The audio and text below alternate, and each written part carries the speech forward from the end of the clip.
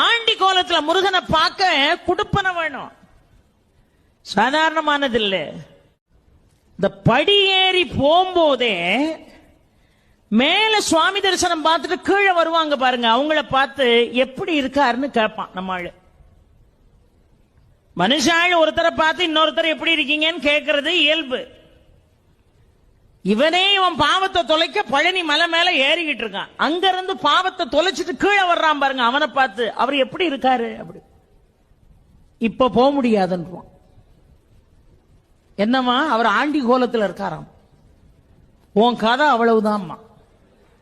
இவன் உடனே படி ஏறின பய கடகடன்னு கீழே இறங்கி வெளியே வந்துருவான். பழையபடி இட்லி இட்லி சாப்பிட்டு காஃபி எவ்விய குடிச்சிட்டு பழையபடி ஏறுவான். ஒரு 2 மணி நேரம் கழிச்சு இப்ப எப்படி இருக்காரு, இப்ப போகலாம். அங்கிருந்து வர்றவன் என்னவா ராஜ அலங்காரத்துல இருக்கார்.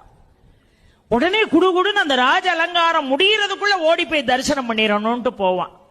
பெரியோர்களே, பூர்வ ஜென்ம புண்ணியம் செஞ்சிருந்தா மட்டும்தான் ஆண்டி கோலத்தை தரிசிக்க முடியும்.